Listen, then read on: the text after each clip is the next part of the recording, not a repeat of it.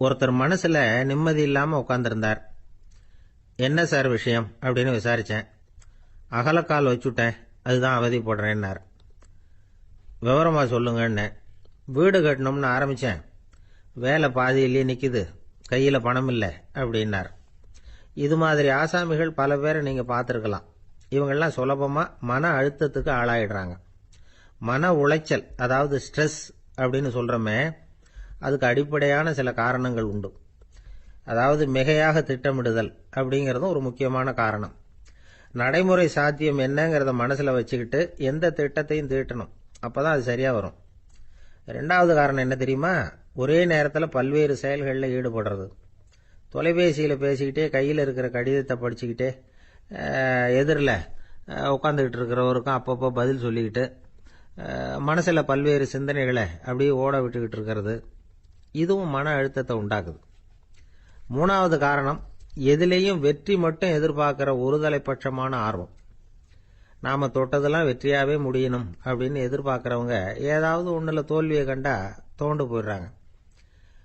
எப்படியும் முடியலாம்ங்கிற எண்ணம் ஏற்கனவே நமக்குள்ள இருந்துட்டுதுன்னா அந்த அவஸ்தை வராது. அதனால அதுவும் நம்ம வளர்த்து கொள்ள வேண்டிய ஒரு குணம். மன உளைச்சல் ஏற்படுறதுக்கு இன்னொரு காரணம், எதையும் வேகமா செஞ்சுடணும் அப்படிங்கிற துடிப்பு. அந்த துடிப்பே மனசை அழுத்த ஆரம்பிச்சிடும். எந்த ஒரு காரியத்திலையும் தாமதமோ இடையூறோ ஏற்பட்டா அதை பொறுத்துக்கிற மனப்போக்கம் வேணும். அது இல்லாதவங்க அழுத்தத்துக்கு ஆளாயிடுறாங்க. சில பேர் வேலை வேலைன்னு எந்த நேரம் பார்த்தாலும் வேலையே கதின்னு கிடப்பாங்க. பொழுதுபோக்குக்கோ உடற்பயிற்சிக்கோ குடும்பத்தில் உள்ளவங்க அல்லது நண்பர்கள் கூட கலந்துரையாடவோ கொஞ்சம் கூட நேரம் ஒதுக்க மாட்டாங்க. இந்த சுபாவம் மன அழுத்தத்தை உண்டு பண்ணும். இதையெல்லாம் புரிஞ்சுக்கிட்டு அதிலிருந்து விடுபடுறது எப்படின்னு யோசிக்கணும். வல்லுநர்கள் இது தொடர்பாக சில யோசனைகளை சொல்லி வச்சிருக்கிறாங்க. அது என்னன்னா, வாழ்க்கைங்கிறது பிரச்சனைகளால பின்னப்பட்ட ஒன்று. அது எப்பவுமே முடிவடையாத ஒரு தொடர்கதை அப்படிங்கிறத முதல்ல நாம புரிஞ்சுக்கணும். ஒரே நேரத்தில் ஒரு காரியத்தில் மட்டுமே நாம கவனம் செலுத்தணும். அடுத்தவங்க காரியத்தில் தலையிடக்கூடாது. எதையும் பேச ஆரம்பிக்கிறதுக்கு முன்னாடி நம்மை நாமே கேட்டுக்க வேண்டிய கேள்வி ரெண்டு. ஒன்று, நான் சொல்ல போறது ரொம்ப முக்கியமானதா? ரெண்டாவது, நான் சொல்றத அவங்க கேட்கறதுக்கு ஆசைப்படுறாங்களா? நான் பேசுறதுக்கு அது சரியான நேரம் தானா? இதை யோசிச்சு பார்த்ததுக்கு அப்புறம் எதையும் பேச ஆரம்பிக்கணும். முடிஞ்ச அளவுக்கு வளைந்து போகிற சுபாவத்தை வளர்த்துக்கணும். நம்ம நேரம் விலை மதிப்பு இல்லாதது, அதை வீணாக்கக்கூடாது. சிரிக்க தெரியலனாலும் பரவாயில்ல, முகத்தில் கொஞ்சம் புன்முறுவலாவது காட்டணும். இதெல்லாம் ரொம்ப முக்கியம்.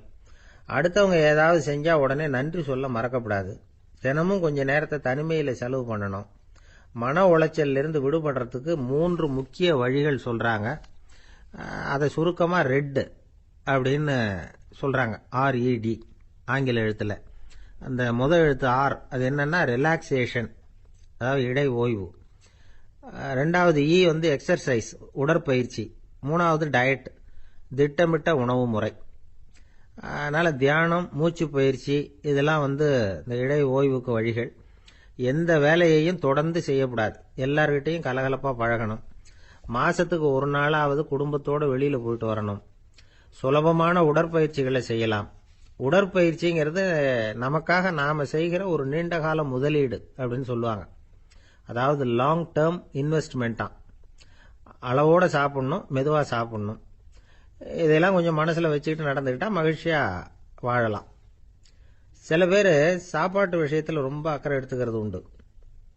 ஒரு குண்டு ஆசாமி சாப்பிட உட்கார்ந்தார். முதல்ல ஒரு மாத்திரை சாப்பிட்டார். எதுக்குன்னு கேட்டோம். பசி எடுக்கிறதுக்குன்னார். சாப்பிட்டு முடிச்சார். பிறகு மறுபடியும் ஒரு மாத்திரை சாப்பிட்டார். இது எதுக்குன்னு கேட்டோம். சாப்பிட்டது ஜீரணமாகறதுக்கு அப்படின்னார். இந்த உலகத்துல எல்லாருக்கும் மகிழ்ச்சி தரக்கூடிய ஒரு பொருள் எது? இது ஒரு முக்கியமான கேள்வி. இந்த கேள்விக்கு பொருத்தமான ஒரு பதிலை உங்களால சொல்ல முடியுமா? அதாவது கொஞ்சம் யோசிச்சு பார்த்தா பணம்னு சொல்லலாமா? இப்போ கையில் காசு இல்லாதவங்ககிட்ட ஒரு 10 ரூபாய் கொடுத்தா அது அவனுக்கு சந்தோஷத்தை கொடுக்கும். ஏற்கனவே வருமான வரி பிரச்சனையில் சிக்கி இருக்கிறவர்கிட்ட இன்னும் கொஞ்சம் பணம் இந்தாங்கன்னு சொல்லி கொடுத்தோம்னா அது அவருக்கு சங்கடத்தை தான் கொடுக்கும். அதனால அந்த கேள்விக்கு பணம்ங்கிறது பொருத்தமான பதிலாக இருக்க முடியாது. கேள்வி என்னன்னா, இந்த உலகத்தில் எல்லாருக்கும் மகிழ்ச்சி தரக்கூடிய ஒரு பொருள் எது? சரி, இனிப்புன்னு சொல்லலாமா? ஏன்னா எல்லாருக்கும் இனிக்க தானே செய்யும். அதுலேயும் ஒரு சிக்கல் இருக்கு. சர்க்கரை வியாதிக்காரங்களுக்கு அது என்ன சந்தோஷத்தையா கொடுக்கும்? ஆக எல்லாருக்கும் வேறுபாடு எதுவும் இல்லாமல் மகிழ்ச்சியை கொடுக்கக்கூடியது வேற ஏதோ ஒன்று இருக்கு. அது என்னன்னு கண்டுபிடிக்கணும். அதுதான் இன்னைக்கு தகவல். இப்போ அதை கண்டுபிடிக்கணும்னா இந்த கதையை கேட்கணும். அது என்ன கதைன்னா, ஒரு ஊரில் ஒரு ராஜா இருந்தார். அவருக்கும் இதே சந்தேகம் வந்துட்டுது. அதாவது எல்லாருக்கும் இன்பம் தரக்கூடிய பொருள் எது அப்படின்னு. இதுக்கு பதில் தெரிஞ்சுக்கிறதுக்கு ஆசைப்பட்டார். சரி, அதுக்கு என்ன செய்யலாம்னு யோசனை பண்ணார். நாட்டு மக்களுக்கு பகிரங்கமாக ஒரு அறிவிப்பு கொடுத்தார். நம்ம நாட்டு மக்கள் இன்பம் தரக்கூடிய பொருள் எதுன்னு நினைக்கிறாங்களோ அதை கொண்டுகிட்டு வந்து அரண்மனையில் உள்ள கண்காட்சி மண்டபத்தில் வைக்கலாம். அப்படி அவங்க வைக்கிற பொருள்களில் எது எல்லாருக்கும் இன்பம் தரக்கூடியதாக இருக்குமோ அதை வச்சவருக்கு 1000 பொற்காசுகள் பரிசு அப்படின்னு அறிவிப்பு கொடுத்துட்டார். ஜனங்கள் இந்த அறிவிப்பை கேட்டாங்க. அதுக்கப்புறம் சும்மா இருப்பாங்களா? 1000 பொற்காசுன்னா சும்மாவா? அவங்க கையில் என்னென்ன கிடைச்சதோ அதையெல்லாம் கொண்டாந்து அரண்மனை காட்சி மண்டபத்தில் வச்சுட்டாங்க. அதுக்கப்புறமா ராஜா அங்கே வந்தார். ஒவ்வொன்றா பார்த்துக்கிட்டே வந்தார். முதல்ல ஒரு குயில் இருந்தது, இனிமையாக பாடக்கூடிய குயில். இந்த குயிலோட இன்னிசை எல்லாருக்கும் இன்பம் தரக்கூடியது தான். இருந்தாலும் காது கேட்காதவங்களுக்கு இந்த இசை எப்படி இன்பம் தர முடியும்? அதனால் இது சரியில்லைன்னு விட்டார். அடுத்தபடியாக போனார். அங்கே என்ன வச்சிருக்கிறாங்கன்னு பார்த்தா ஒரு அழகான மயில் அங்கே தோகை விரித்து ஆடிக்கிட்டு இருக்குது. இந்த மயிலோட ஆட்டம் மனசுக்கு இன்பம் தரக்கூடியது தான். இருந்தாலும் பார்வை இல்லாதவங்க இந்த ஆட்டத்தை பார்த்து ரசிக்க முடியுமா? முடியாது. அதனால் இதுவும் சரியில்லை அப்படின்னு சொல்லிவிட்டார். அதுக்கு அடுத்தபடியாக போனார். பல வகையான இனிப்பு பண்டங்களை வச்சுருந்தாங்க. பார்த்தார், வயசானவங்களுக்கும் நோயாளிகளுக்கும் இது இன்பம் தராது, துன்பம் தான் கொடுக்கும் அப்படின்னார். இப்படி ஒவ்வொன்றா பார்த்துக்கிட்டே போகிறார். அழகான மலர்கள், கனிகள், ஓவியங்கள் எதுவுமே பொருத்தமாக தெரியல. சகல பேருக்கும் இன்பம் தரக்கூடிய வகையில் எதுவும் இல்லை. கடைசியாக வந்தார். அங்கே ஒரு களிமண் பொம்மை இருந்தது. அது என்ன பொம்மை தெரியுமா? பசியால் வாடி இருக்கிற ஒருத்தருக்கு ஒரு அம்மா இனிமையாக பேசிக்கிட்டு சோறு போடுறது மாதிரி அந்த பொம்மையை செஞ்சுருந்தாங்க. அதுக்கு கீழே அன்பு அப்படின்னு எழுதியிருந்துதான். ராஜா பளிச்சுன்னு ஒரு முடிவுக்கு வந்தார். அந்த பொம்மையை செஞ்ச சிற்பியை வரவழைச்சார், பரிசு கொடுத்தார். அன்பு ஒன்று தான் எல்லாருக்கும் இன்பம் அளிக்கக்கூடிய பொருள். காது கேட்காதவங்களும் அதை கேட்க முடியும், பார்வை இல்லாதவங்களும் அதை பார்க்க முடியும், குழந்தைகளும் அதை உணர முடியும் அப்படின்னு அதுக்கு விளக்கம் கொடுத்தார் அந்த மன்னர். இந்த உலகத்தில் எல்லாருக்கும் மகிழ்ச்சி தரக்கூடிய ஒரு பொருள் அன்பு தான். அதை புரிஞ்சுக்கிட்டு தான் சில கணவன்மார்கள் மனைவி பேரில் ரொம்ப அன்பை காட்டிக்கிறது வழக்கம். ஒரு வீட்டு வாசப்படி பக்கமாக மழைக்கு ஒதுங்கினார் ஒருத்தர். மழை தூரிக்கிட்டு இருந்தது, இருட்டு நேரம். அந்த வீட்டில் இருந்தவர், இன்னைக்கு ராத்திரி வேணும்னா இங்கேயே தங்கிட்டு காலையில் போங்க அப்படின்னார். உடனே இவர் சொன்னார், ரொம்ப நன்றிங்க, ஒரு 10 நிமிஷத்தில் இதை வந்துவிடுறேன் அப்படின்னு சொல்லிவிட்டு எங்கேயோ ஓடினார். 10 நிமிஷம் கழித்து திரும்பி வந்தார். ஆமாம், எங்கே போயிட்டு வந்தீங்கன்னு கேட்டார் வீட்டில் இருந்தவர். நேராக எங்கள் வீட்டுக்கு போய் மனைவி கிட்ட இன்னைக்கு ராத்திரி இங்கேயே தங்கிக்கிறேன்னு சொல்லிவிட்டு வந்துட்டேன் அப்படின்னார் அவர். அன்புல இது ஒரு ரகம். அரேபிய நாடு, அங்கே ஒரு ஆட்சி தலைவர். அரேபிய நாட்டு ஆட்சி பொறுப்பை ஏற்றுக்கிட்டவர். அவர் ஆட்சி பொறுப்பை ஏற்றுக்கிட்ட பிறகு ஒரு நாள் ஒரு தெருவில் நடந்து போய்கிட்டு இருந்தார். அவர் தோளில் ஒரு பெரிய துணி மூட்டை, அதை சுமந்துக்கிட்டு கடத்தெருவை நோக்கி அவர் போய்கிட்டு இருக்கிறார். வழியில் அவரை சந்திச்சார் உமர். அவர் கேட்டார், கலீஃபா அவர்களே, எங்கே புறப்பட்டுட்டீங்க அப்படின்னு கேட்டார். கலீஃபான்னா ஆட்சி தலைவர்னு அர்த்தம். இதுக்கு அவர் சொன்னார், நான் துணி வணிகம் செய்கிறவன், அதனால துணி வியாபாரம் செய்யறதுக்காக போயிட்டு இருக்கிறேன்னார். நீங்க இப்போ இந்த நாட்டுக்கு ஆட்சி தலைவர், ஆட்சி பொறுப்புல இருக்கிறீங்க, நீங்க வியாபாரம் செய்ய போட்டா அரசு பணிகளை செய்யறது யாரு அப்படின்னு கேட்டார் அவர். நான் அரசு பணிகளை மட்டுமே செஞ்சுக்கிட்டு இருந்தா என் குடும்பத்தை காப்பாத்துறது யாரு அப்படின்னு கேட்டார் அவர். இப்படி கேட்டவர் யார் தெரியுமா? அவர் தான் அபூபக்கர், இறை தூதர் முகமது அவர்களுக்கு பிறகு கலீஃபாவாக தேர்ந்தெடுக்கப்பட்டவர். அப்போலாம் ஆட்சி தலைவர்களுக்கு சம்பளம்னு எதுவும் கிடையாது. இந்த பிரச்சனையை எப்படி தீர்க்கிறதுன்னு யோசனை பண்ணார் உமர். அபு உபைதா அவர்கள்கிட்ட அழைச்சிட்டு போனார். அவர் யாருன்னா, அவர் தான் பொது நிதி கருவூலத்தின் பொறுப்பாளர். அவர்கிட்ட பிரச்சனையை சொன்னார். இது மாதிரி ஆட்சி தலைவருக்கு பொது நிதியிலிருந்து ஊதியம் அளிக்க முடியுமான்னு கேட்டார். பொது நிதி விதிகளின்படி அதுக்கு சாத்தியம் இல்லைன்னு சொல்லிவிட்டாரு அவரு. சரி, வேற ஏதாவது வழி இருக்குதான்னு கேட்டார் உமர். அபு உபைதா கொஞ்சம் யோசனை பண்ணி பார்த்தார். அப்புறமா சொன்னார், மக்காவிலிருந்து மதீனாவுக்கு குடிபெயர்ந்து வந்த அகதிகளுக்கு நிதி உதவி அளிக்கிறதுக்கு விதிகள்ல இடம் இருக்கு. அப்படி பார்த்தா அபூபக்கரும் அகதி தானே, அதனால எல்லா அகதிகளுக்கும் கொடுக்கறது மாதிரியே அவருக்கும் ஒரு தொகை அளிக்கலாம்னார். கலீஃபா அபூபக்கருக்கு இந்த அகதி உதவி தொகையைத்தான் கொடுத்துட்டு வந்தாங்களாம். குடும்ப செலவுக்கு அது போதுமானதா இல்ல. இருந்தாலும் கலீஃபாங்கிறதுக்காக மற்ற அகதிகளை விட அதிகமா தொகையை பெற அவர் விரும்பல. மார்பு பக்கம் கிழிஞ்சிருந்த ஒரு மேலாடையை தான் அவர் அணிஞ்சிருந்தார். அவருடைய துணைவியார் அஸ்மா அவங்க ஒரு நாள் தேன் அருந்த ஆசையா இருக்குன்னாங்களாம். நமக்கு கிடைக்கிற ஊதியம் குடும்ப செலவுக்கே போதுமானதா இல்லையே, இந்த நிலையில தேன் வாங்கறதுக்கு காசுக்கு நான் எங்க போவேன் இருக்காரு அவரு. கொஞ்ச நாள் கழிச்சு அவங்க ஒரு தொகையை அவர்கிட்ட கொடுத்து தேன் வாங்கிட்டு வர சொன்னாங்களாம். இவருக்கு ஆச்சரியம், ஏது இந்த பணம்னு கேட்டிருக்காரு. நீங்க தினமும் குடும்ப செலவுக்காக கொடுத்துக்கிட்டு வந்த பணத்துல கொஞ்சம் கொஞ்சமா மிச்சப்படுத்தி வச்சேன்னாங்களாம். அபூபக்கர் அந்த பணத்தை எடுத்துக்கிட்டு நேரா பொது நிதி கருவூல பொறுப்பாளர்கிட்ட போனார். இந்த பணத்தை பொது நிதியில சேர்த்துருங்க, இது அதிகப்படியா எனக்கு தரப்பட்டு வந்த ஊதியம், அடுத்த மாசத்துல இருந்து இந்த தொகையை குறைச்சுங்கன்னு வேற சொல்லிவிட்டாராம். பசியை தணிக்க தேவையான அளவு உணவு, ஒரு ஜோடி உடை, இதை தவிர கூடுதலா மக்கள் பொது நிதியிலிருந்து வாங்கிக்கிறதுக்கு என் குடும்பத்தாருக்கு உரிமை இல்லை அப்படின்னு சொல்லி கண்டிப்பா சொல்லிவிட்டாராம். அவர் வாங்கிட்டு வந்த இந்த குறைந்த ஊதியம் கூட அவர் மனசை உறுத்திக்கிட்டே இருந்தது. கடைசி நேரம் அவர் தம்முடைய மகள் ஆயிஷா அவர்களை அழைச்சார். மகளே, இதுவரைக்கும் பொது நிதியிலிருந்து நான் வாங்கிட்டு வந்த தொகை என்னுடைய இதயத்துல பாரமா அழுத்திக்கிட்டு இருக்கு. என் தோட்டத்தை வித்து அதுல வர்ற பணத்திலிருந்து நான் இதுவரைக்கும் வாங்கிட்டு வந்த ஊதிய தொகையை கணக்கு போட்டு பொது நிதியில சேர்த்து விடு அப்படின்னாராம். பதவி ஏற்கிறதுக்கு முன்னாடி தன்கிட்ட இருந்ததை விட இப்ப கூடுதலா என்ன சொத்து இருக்குன்னு பார்த்திருக்கார். ஒரு ஒட்டகம், ஒரு கோப்பை, ஒரு பணியாள், இதையும் அடுத்தபடியா கலீஃபாவா வர்றவர்கிட்ட ஒப்படைச்சிருங்க அப்படின்னு விட்டாராம். அதே மாதிரி அடுத்து வந்த உமர் கிட்ட ஒப்படைச்சாங்க. அப்போ உமர் சொன்னாராம், அபூபக்கரே, இந்த முன்மாதிரியால உங்களுக்கு பிறகு இந்த ஆட்சி பொறுப்பை ஏற்கிறவர்களை பெரும் நெருக்கடிக்கு ஆளாகி விட்டீங்க அப்படின்னு சொல்லி ரொம்ப கண் கலங்கினாராம். கடைசியா அபூபக்கர் தன்னுடைய குடும்பத்தாருக்கு விட்டு சென்ற சொத்து ஒரு படுக்கை விரிப்பு, ஒரு போர்வை, அவ்வளவுதான். இது சிந்திக்க வேண்டிய ஒரு செய்தி. ஒரு ஊர்ல ஒரு மன்னர் இருந்தாராம். அமைச்சர் அவர்கிட்ட சொன்னாராம், மன்னா, நம்ம ராஜ்யத்துல இனிமே லஞ்ச ஊழலே இருக்காதுன்னாராம். ஆஹா, அப்படின்னா ஊழல் பேர் வழிகளை எல்லாம் நாடு கடத்தியாச்சா அப்படின்னு கேட்டிருக்காரு மன்னர். இதுக்கு அவரு, அப்படி இல்லைங்க, இனிமே கொடுக்கறதுக்கு ஜனங்கள் கிட்ட பணமே இல்ல. பந்திக்கு முந்தர ஆசாமிகள் நம்மள பல பேர் உண்டு. அப்படி முந்தறதுக்கு கூட முயற்சி பண்றவங்க நிறைய பேர் இருக்கிறாங்க. இதுல என்ன ஒரு விஷயம்னா, பந்திக்கு முந்தறது கூட தப்பு இல்லை.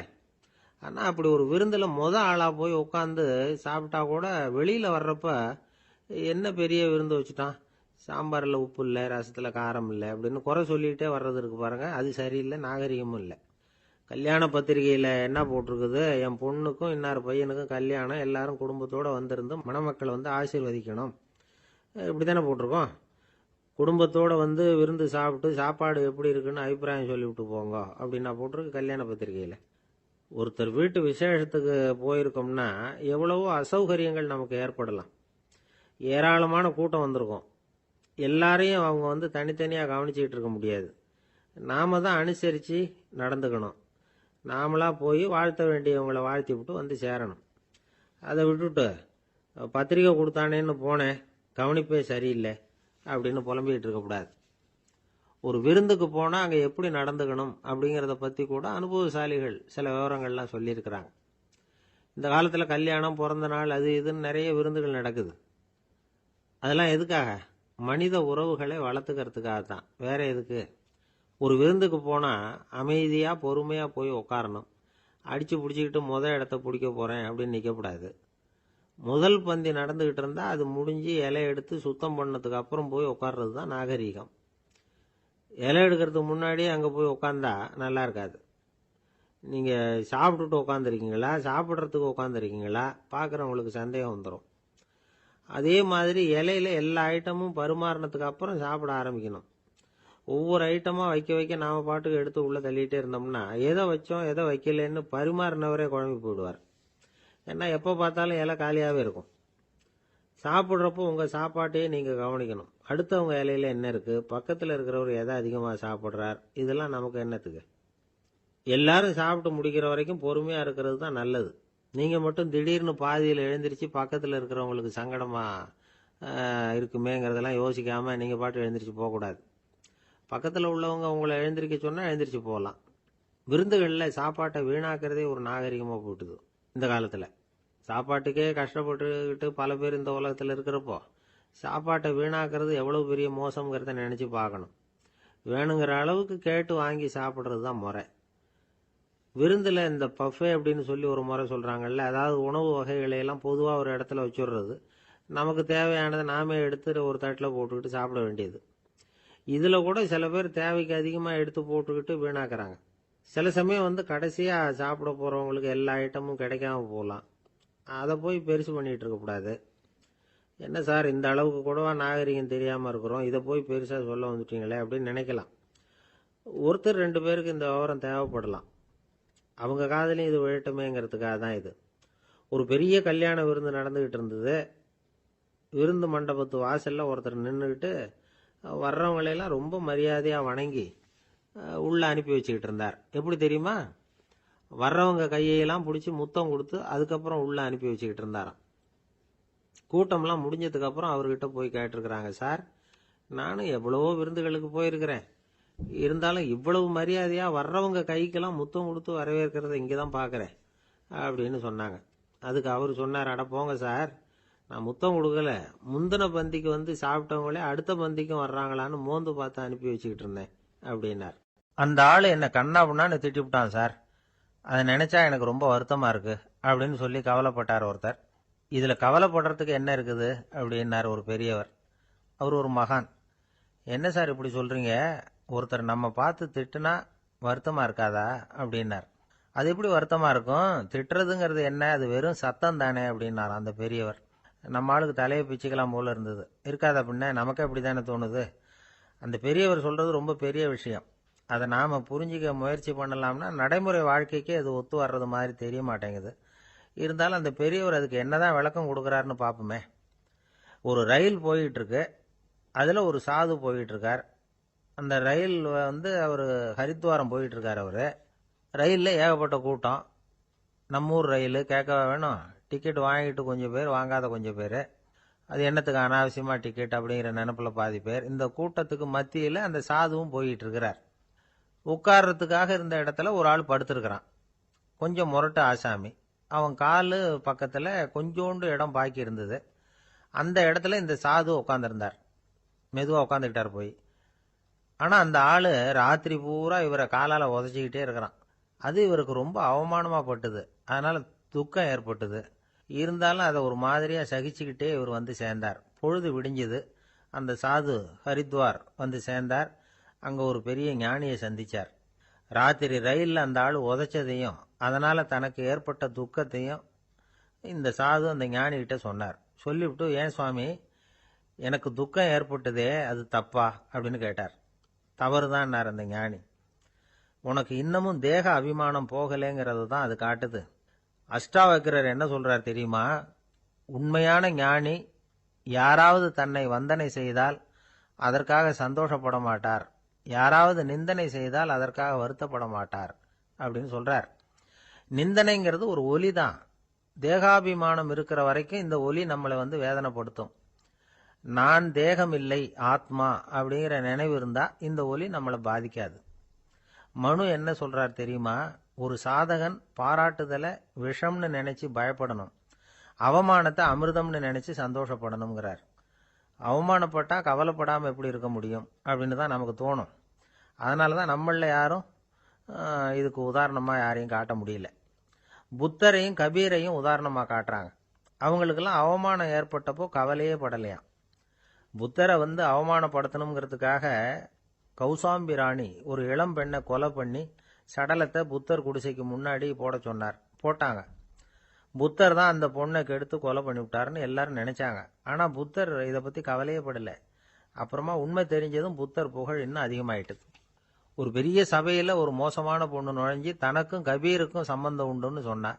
கபீர் கவலைப்படலை. அவங்க மாதிரியெல்லாம் நாமளும் இருக்க கற்றுக்கணும்.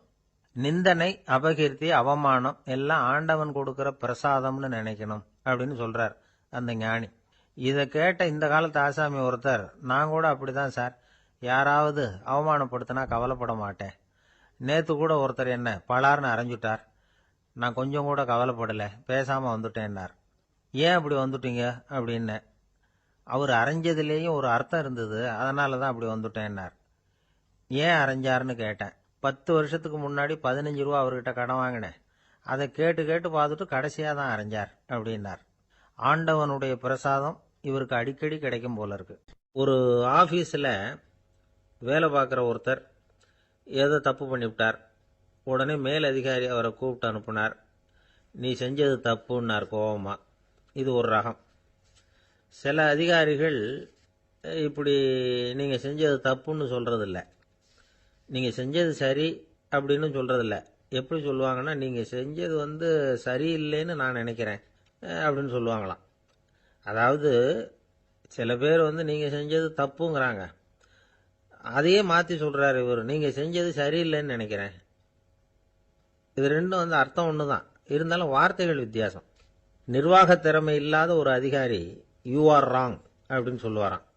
நிர்வாக திறமை உள்ள அதிகாரியாக இருந்தால் அதையே கொஞ்சம் மாற்றி I think you are not correct அப்படிம்பாரான். இதுதான் வித்தியாசம். இருந்தாலும் வார்த்தைகளை உபயோகப்படுத்துகிற விதத்தை வச்சு தான் வேலை நல்லா நடக்கிறதும் நடக்காததும் இருக்கு. விவரம் தெரிஞ்சவங்க என்ன சொல்கிறாங்க தெரியுமா? Be a leader not a boss அப்படிங்கிறாங்க. ஒரு லீடராக இரு, பாஸாக இருக்காதே அப்படிங்கிறாங்க. சரி, அப்படின்னா லீடருக்கும் பாஸுக்கும் வித்தியாசம் உண்டா அப்படின்னு கேட்டால் இருக்குன்னு சொல்கிறாங்க. லீடருங்கிறவர் வேற, பாஸுங்கிறவர் வேற. ஒரு லீடர் எப்படி நடந்துக்குவார், ஒரு பாஸ் எப்படி நடந்துக்குவார், இதை முதல்ல நாம் தெரிஞ்சுக்கணும். அவங்க எப்படி நடந்துக்குவாங்க அப்படிங்கிறதுக்கு சில விவரங்கள் இருக்கு. அதை கேட்டோம்னா நாம் புரிஞ்சுக்கலாம் அதை. அதாவது பாஸுங்கிறவர் விரட்டிக்கிட்டே இருப்பார், லீடருங்கிறவர் ஊக்கப்படுத்திக்கிட்டே இருப்பார். நாளைக்கு சாயந்தரத்துக்குள்ள அந்த வேலையை செஞ்சு முடிக்கலைன்னா தொலைச்சி விடுவோம் தொலைச்சி அப்படிம்பார் அவர். இவர் எப்படி சொல்லுவார்னா, இது வரைக்கும் நீங்கள் செஞ்சிருக்கிற வேலை ரொம்ப அற்புதம் அப்படிம்பார். பாஸுங்கிறவர் அதிகாரத்தை நம்பி செயல்படுறவர், லீடருங்கிறவர் நல்லெண்ணத்தை நம்பி செயல்படுறவர். நம்மகிட்ட அதிகாரம் இருக்கு, பவர் இருக்கு, அதனால காரியத்தை சாதிச்சுடலாம் அப்படின்னு நினைக்கிறவர் அவர். மற்றவங்க கிட்ட ஒரு நல்ல அபிப்பிராயத்தை சம்பாதிச்சுக்கிட்டு அது மூலமா காரியங்களை சாதிக்கிறவர் இவர். பாஸுங்கிறவர் பயத்தை உண்டு பண்ணுவார், லீடருங்கிறவர் அன்பை பரவ செய்வார். அதை செய்யலைன்னா ஆடிட்டில் தகராறாயிடும், இது செய்யலைன்னா இன்க்ரிமெண்ட் கட் ஆகிடும், இப்படி ஏதாவது சொல்லி பயமுறுத்திக்கிட்டே இருப்பார் அவர். இவர் அப்படி இல்லை. உடம்பு இப்படி இருக்குது, வீட்டில் எல்லாரும் சௌக்கியமாக இருக்கிறாங்களா, ஆஃபீஸில் எல்லாம் வசதியாக இருக்குதா, நான் ஏதாவது உதவி செய்யணுமா அப்படின்னு அன்புக்கு முக்கியத்துவம் கொடுப்பார். பாஸுங்கிறவர் எதுக்கெடுத்தாலும் நான் சொல்லிக்கிட்டு இருப்பார், லீடருங்கிறவர் நாமன்னு சொல்லிக்கிட்டு இருப்பார். பாஸுங்கிறவர் தப்புக்கு காரணம் யாருன்னு பார்ப்பார், லீடருங்கிறவர் தப்பு என்னன்னு பார்ப்பார். இதுதான் ரெண்டு பேருக்கு வித்தியாசம். The boss shows who is wrong, the leader shows what is wrong அப்படின்னு சொல்லுவாங்க. இந்த காரியம் எப்படி செய்யப்பட்டிருக்கு அப்படின்னு தெரிஞ்சுக்கிறவர் பாஸ். இந்த காரியத்தை எப்படி செய்யணும்னு செஞ்சு காட்டுறவர் லீடர். பாஸுங்கிறவர் பணியாளர்களை திட்டுவார், லீடர் மரியாதைக்குரியவராக நடத்துவார், அதுக்குரியவராக அவர் நடந்துக்குவார். செய்கிற வேலையை ஒரு சுமையா நினைக்க வைக்கிறவர் பாஸ், செய்கிற வேலையை ஒரு சந்தோஷமா ஆக்குறவர் லீடர். ஒரு முதலாளியா இருக்கிறவர் அல்லது ஒரு நிர்வாகியா இருக்கிறவர் இது மாதிரியான நுணுக்கங்களை எல்லாம் தெரிஞ்சு வச்சுக்கிறது நல்லது. ஒரு பாஸ் இருக்கார், அவர் ஒரு நாள் ரொம்ப பெருமையா தன்னோட ஆபீஸை பத்தி பேசிக்கிட்டு இருந்தார். எனக்கு கீழே 200 பேர் வேலை செய்யறாங்க சார், நான் ஒரு கோடு கிழிச்சா அவங்க அதை தாண்டாத அளவுக்கு நான் நடந்துக்கிறேன் சார் அப்படின்னார் அவர். அது எப்படி முடியுது உங்களால அப்படின்னு கேட்டோம். நான் கோடே கிழிக்கிறது இல்லை சார் அப்படின்னார். ஒரு பல்கலைக்கழகம், அங்கே ஒரு இலக்கிய பேராசிரியர், அவர் பாடம் நடத்திக்கிட்டு இருந்தார். ராபர்ட் ப்ரௌனிங் எழுதிய கவிதைகளை பற்றி சொல்லிகிட்டு இருக்கிறார். மாணவர்களும் ரொம்ப அக்கறையாக அதை கேட்டுக்கிட்டு இருக்கிறாங்க. ஒரு குறிப்பிட்ட கவிதையை பற்றி சொல்லும் பொழுது அந்த பேராசிரியருக்கே ஒரு சந்தேகம். அதாவது அந்த கவிதையின் சரியான அர்த்தம் என்னங்கிறதுல சந்தேகம். பேராசிரியர் யோசனை பண்ணார், அந்த கவிதையை முழுசாக புரிஞ்சிக்க முடியல. அதனால் மாணவர்களை பார்த்து சொன்னார், மாணவர்களே ஒரு நாள் பொறுத்துக்குங்க, இந்த கவிதையை எழுதின கவிஞர் எங்கள் வீட்டுக்கு பக்கத்தில் தான் இருக்கிறார். இன்னைக்கு சாயந்தரம் நான் அவரை நேரிலேயே போய் பார்க்குறேன், பார்த்து இதுக்கு என்னங்க அர்த்தம்னு கேட்டுட்டு வந்துடுறேன், அதுக்கப்புறம் உங்ககிட்ட சொல்கிறேன் அப்படின்னாராம். அன்னைக்கு சாயந்தரமே அந்த பேராசிரியர் கவிஞரை தேடிக்கிட்டு போயிட்டார். கவிஞர் அவங்க வீட்டில் அவர் பாட்டு உட்காந்துருந்தாராம். இவர் போய் அவர் முன்னாடி உட்காந்தார். அப்புறம் கேட்டார், ஐயா, அந்த கவிதையின் முழு பொருள் என்னன்னு தெரிஞ்சுட்டு போகிறதுக்காக வந்திருக்கிறேன் அப்படின்னாராம். எந்த கவிதை அப்படின்னாராம் அவர். இவர் அந்த கவிதையை சொல்லியிருக்கார். கவிஞர் கொஞ்சம் யோசனை பண்ணிவிட்டு அப்புறம் சொன்னாராம், பேராசிரியரே, நீங்கள் கொஞ்சம் தாமதமாக வந்துட்டீங்கன்னாராம். இவருக்கு ஒன்றும் புரியல. நீங்கள் என்ன சொல்கிறீங்க? நான் தாமதமாக வந்துட்டேன்னா? நீங்கள் தான் உயிரோடு இருக்கிறீங்களே, அப்படி இருக்கும்பொழுது நான் தாமதமாக வந்துட்டேன்னா அது எப்படி அப்படின்னு இவர் குழம்பி இருக்கிறார். இப்போ கவிஞர் சொன்னாராம், ஐயா, நான் உயிரோடு இருக்கிறேன்னா இல்லையாங்கிறது முக்கியம் இல்லை. நான் அந்த கவிதை வரிகளை எழுதினப்போ 2 பேருக்கு அதோட அர்த்தம் தெரிஞ்சிருந்தது. இப்போ ஒரே ஒருத்தருக்கு தான் அதோட அர்த்தம் தெரியும் அப்படின்னாராம். பேராசிரியர் யோசனை பண்ணியிருக்கார். அப்படின்னா அந்த ஒருத்தர் கவிஞர் ராபர்ட் ப்ரௌனிங்கை தவிர வேற யாரா இருக்க முடியும்? இவர் தான் அப்படிங்கிறத அவர் மனசில் நினச்சிக்கிட்டார். அதனால சொன்னார், ஐயா, நான் தாமதமாக வரல, அந்த கவிதையின் பொருள் என்ன அது சொல்லுங்கன்னார். பேராசிரியரே, நான் சொல்கிறது உங்களுக்கு புரியலன்னு நினைக்கிறேன். நான் இந்த வரிகள் எழுதினப்போ 2 பேருக்கு அதோட அர்த்தம் தெரிஞ்சிருந்தது. அந்த 2 பேர் யாருன்னா, ஒருத்தர் ராபர்ட் ப்ரௌனிங், அதாவது நான், இன்னொருத்தர் கடவுள். இப்போ அது கடவுளுக்கு மட்டும்தான் தெரியும். நானே இதை பற்றி பல தடவை யோசனை பண்ணி பார்த்தேன். இது ரொம்ப அழகானது, ஆனாலும் ரொம்ப வழுக்கலானது. அதை பிடிச்சிட்டோம்னு நினச்சிக்கிட்டு இருக்கும் பொழுதே காற்று மாதிரி அது உங்ககிட்ட இருந்து ஓடி போயிடுது. எனக்கு ரொம்பவும் வருத்தமாக தான் இருக்குது. நிச்சயமாக நான் தான் இந்த வரிகளை எழுதியிருக்கிறேன். அதில் அர்த்தம் இருக்குங்கிறது எனக்கு தெரியும். அதை நான் உணர்றேன். ஆனால் நீங்கள் என்னை மன்னிக்கணும். எனக்கே கூட அதை என்னால் விளக்க முடியல. அப்படி இருக்கும் பொழுது உங்களுக்கு எப்படி அதை நான் விளக்க முடியும் அப்படின்னு அந்த கவிஞர். அனுபவிக்கப்படக்கூடிய எல்லாமே விளக்கப்படக்கூடிய ஒன்றல்ல, விளக்கப்படும் எல்லாமே அனுபவிக்கப்படக்கூடிய ஒன்றல்ல அப்படிங்கிறது ஞானிகளுடைய கருத்து. அதுக்காக தான் அந்த சம்பவம். வாழ்க்கையில் நீங்கள் தொடர்ந்து ஆய்வு செய்து கொண்டே இருக்கக்கூடிய விளக்கங்களை ஒருபோதும் அடைய முடியாத பரிமாணங்கள் இருக்கிறதுனால தான் அது அலுப்பு தட்டாமல் இருக்குது. உங்களால் நிறைய அனுபவிக்க முடியும். இருந்தாலும் நீங்கள் அனுபவித்து அறிந்த விஷயங்கள் கூட வார்த்தைகளால் விளக்கப்பட முடிவதில்லை அப்படிங்கிறது பெரியோர் சிந்தனை. இதெல்லாம் ஒரு பக்கம் இருக்கட்டும். நமக்கு தெரிஞ்ச பேராசிரியர் ஒருத்தர் 1 மணி நேரம் ரொம்ப விவரமாக வகுப்பு எடுத்தார். கடைசியாக சொன்னார், மாணவர்களே, ரொம்பவும் எளிமையாக விளக்கமாக எல்லா விவரமும் சொல்லியிருக்கிறேன். அதனால் இதில் உங்களுக்கு சந்தேகம் வர்றதுக்கு வாய்ப்பே இல்லை. இருந்தாலும் கேட்க வேண்டிய கடமை கேட்குறேன். இது வரைக்கும் நடத்தினதில் யாருக்காவது ஏதாவது சந்தேகம் உண்டா அப்படின்னு கேட்டாராம். எனக்கு ஒரே ஒரு சந்தேகம்தான் சார் அப்படின்னு எழுந்திரிச்சு நிற்கிறான் ஒருத்தன். என்னன்னு கேட்டாராம். இது வரைக்கும் நீங்கள் என்ன பாடம் சார் நடத்துனீங்க அப்படின்னானா அவன். 1816 வருஷம் செப்டம்பர் மாதம் 11ஆம் தேதி பிரான்ஸ் தேசத்தில் உள்ள ஒரு மருத்துவமனை. அங்கே ஒரு இளம் டாக்டர் கொஞ்ச நாளைக்கு முன்னாடி தான் அந்த ஆஸ்பத்திரியில் புதுசாக வேலைக்கு சேர்ந்துருக்கிறார். அவர் பேர் ரெனே லெனக். அவர் அன்னைக்கு காலையில் அந்த மருத்துவமனையில் அப்படியே ரவுண்ட்ஸ் வந்துக்கிட்டு இருக்கிறார். வார்டில் ஒரு படுக்கையில் ஒரு இளம்பெண் படுத்திருக்கிறார். அந்த பொண்ணுக்கு இருதய நோயாக இருக்கலாம்ங்கிறது மற்ற டாக்டர்கள் சந்தேகம். அந்த காலத்துல எல்லாம் ஒருத்தருடைய இருதய துடிப்பை தெரிஞ்சுக்கணும்னா நோயாளியின் மார்பில் டாக்டர் காதை வச்சு பார்த்து தான் தெரிஞ்சுக்கிறது வழக்கம். ஆனால் இந்த பெண்ணும் இளம்பெண், அந்த டாக்டரும் புதுசாக சேர்ந்துருக்கிறவர். அதனால் பரிசோதனை பண்ண தயங்கினார். கொஞ்ச நேரம் யோசனை பண்ணார். திடீர்னு ஒரு ஞாபகம் வந்தது அவருக்கு. அதாவது அன்னைக்கு விடியற் காலையில் தோட்டத்தில் அப்படி வாக்கிங் போயிட்டு இருந்தப்போ சின்ன பசங்கள்லாம் ஒரு மரக்கட்டையை வச்சு விளையாடிட்டு இருந்தாங்களாம். அதை இவர் பார்த்துருக்கிறார். அது என்ன விளையாட்டுனா, ஒரு நீளமான மரப்பலகை, அதில் ஒரு முனையில் ஒரு பையன் தன்னுடைய காதை வச்சுக்கிட்டு இருக்கிறான். மறுமுனையில் இன்னொரு பையன் அந்த மரப்பலகையை ஒரு ஆணியால் கீறிக்கிட்டு இருக்கிறான். ஒரு முனையில் ஆணியால் கீறும் பொழுது மறுமுனையில் காதை வச்சிருக்கிற பையனுக்கு அந்த சத்தம் துல்லியமாக கேட்குது. அந்த டாக்டருக்கு காலையில் பார்த்த இந்த விளையாட்டு ஞாபகத்துக்கு வந்துட்டுது. உடனே என்ன பண்ணார் தெரியுமா? ஒரு நீளமான காகிதத்தை எடுத்தார். அதை அப்படியே உருளை மாதிரி உருட்டினார். ஒரு முனையை அந்த நோயாளியின் மார்பில் இடது பக்கம் வச்சார். இன்னொரு முனையில் தன்னுடைய காதை வச்சார். என்ன ஆச்சரியம்!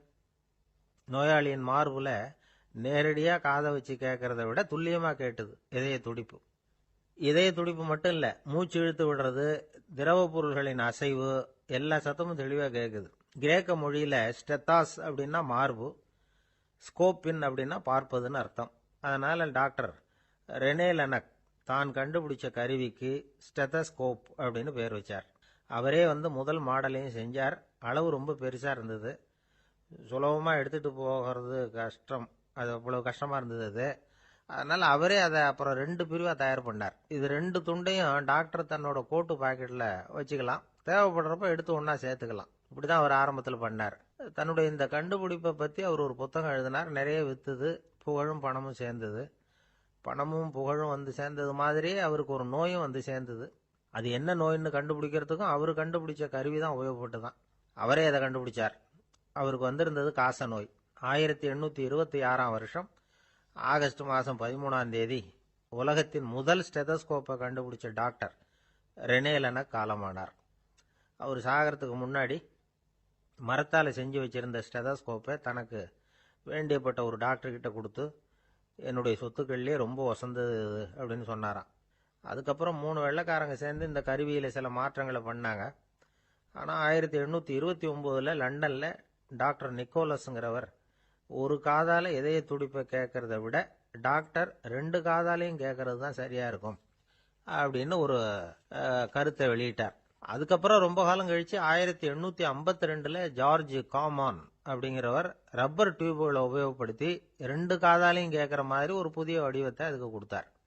அதுக்கு பிறகு அது படிப்படியாக எவ்வளவோ மாற்றங்கள் இருந்தாலும் ஆரம்பத்தில் டாக்டர் ரெனே லெனக் உருவாக்கின அடிப்படை மாடலை யாரும் மாற்றி அமைக்கலைங்கிறது தான் முக்கியமான விஷயம். நமக்கு தெரிஞ்ச ஒரு ஆஸ்பத்திரி, அதில் ஒரு நோயாளி, காலை நேரத்தில் நர்ஸு அந்த பக்கமாக போயிட்டு இருந்தாங்க.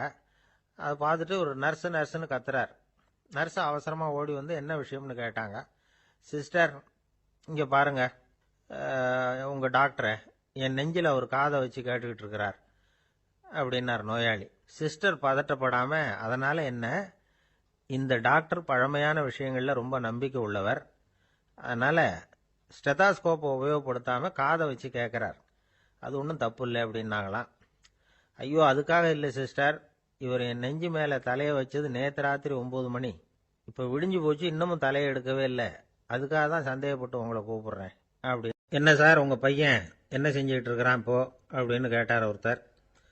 அடிக்கடி கண்ணாடி முன்னாடி நின்று அழகு பார்த்துக்கிட்டு இருக்கிறான் சார் அப்படின்னாரு அப்பா. இளம் பருவம் இப்படி தான் இருக்கும், அதையெல்லாம் சாதாரணமாக நினச்சிடாதீங்க அப்படின்னாரு அவர். என்ன சார் சொல்கிறீங்க, கண்ணாடி முன்னாடி நின்றுக்கிட்டு நேரத்தை வீணாக்கிக்கிட்டு இருக்கான், அதை ஒரு பெரிய விஷயமா நான் நினைக்கணுமா அப்படின்னாரு இவர். இளம் பருவத்தில் இளைஞர்களுக்கும் சின்ன பொண்ணுங்களுக்கும் அடிக்கடி கண்ணாடியில் பார்க்கணும்னு தோணும்.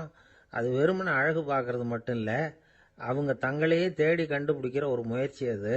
இது ஒரு மனோதத்துவ விளைவு. இது வரைக்கும் சின்ன பிள்ளையா இருந்துட்டோம், இனிமேல் நாமளும் மற்றவங்க மாதிரி மனிதர்கள் தான் அப்படிங்கிற உணர்வு அவங்களுக்கு வருது.